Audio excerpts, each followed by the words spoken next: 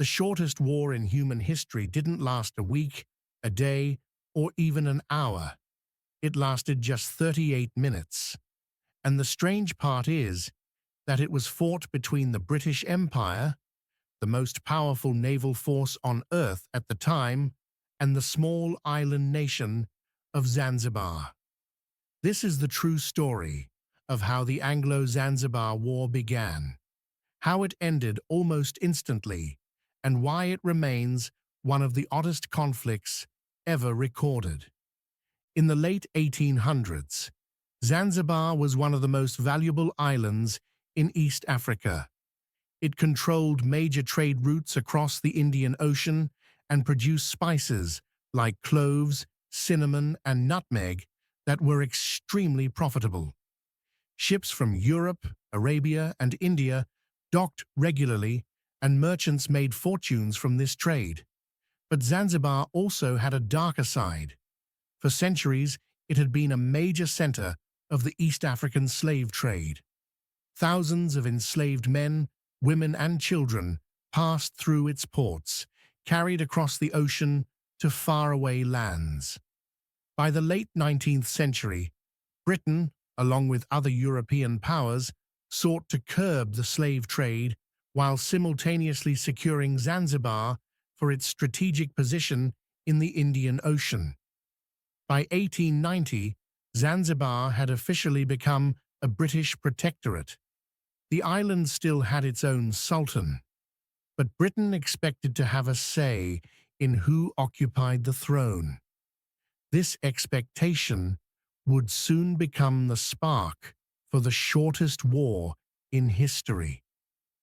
On August 25, 1896, the ruling Sultan, Hamad bin Thuwaini, suddenly died inside his palace. The official explanation was natural causes, but many believed he had been poisoned by rivals seeking power. Within hours, his cousin Khalid bin Bargash acted swiftly. He rushed into the palace, declared himself the new sultan, and raised the Zanzibari flag above the building. To his supporters, this was a rightful claim. To the British, it was an outright challenge to their authority. Britain had warned Khalid that he could not take the throne without their approval, but he went ahead anyway. Khalid knew the British would react, so he began fortifying the palace. The palace complex, located in the heart of Stone Town along the waterfront, was large and easily defensible. Inside, Khalid had roughly 2,800 to 3,000 armed supporters, including palace guards and volunteers. They set up barricades, reinforced doors, and prepared for a potential siege. Armed with several Maxim machine guns, a number of old-fashioned cannons, and even the royal yacht, which was also equipped with guns, Khalid's men readied themselves for confrontation. Despite these preparations, they faced a daunting reality. The British controlled the harbor and the surrounding sea. Their naval power was overwhelming. Across the water, British officials responded immediately to the takeover. They sent repeated messages demanding that Khalid step down, but he refused. By the morning of August 27th, the British had positioned 3 major warships in the harbor: HMS St. George, HMS Philomel, and HMS Raccoon. A 4th ship, HMS Sparrow, arrived shortly thereafter. On land, about 900 British Marines and sailors were armed and ready for action, forming a disciplined force that dwarfed Khalid's hastily assembled defenses.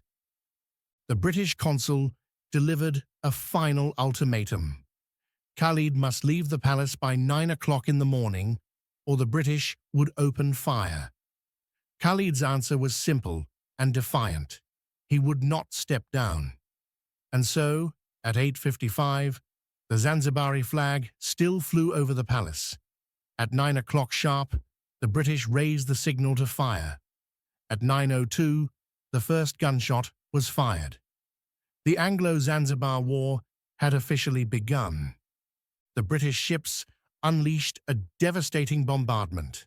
Their shells tore through the wooden and stone structures of the palace, sending plumes of smoke and debris into the air. Large sections of the palace collapsed almost immediately. Zanzibari return fire was sporadic and largely ineffective. Their cannons were old and poorly aimed, no match for the advanced naval guns of the British. Within minutes, the palace grounds were engulfed in flames and chaos.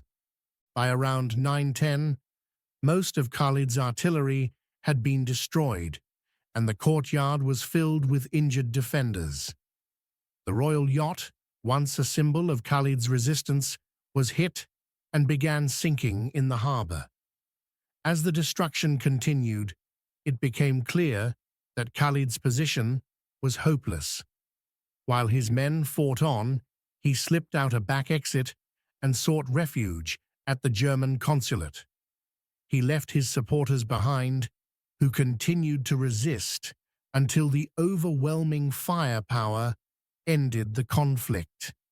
By 9:40, the British had ceased firing. The entire war had lasted a mere 38 minutes. The results were stark.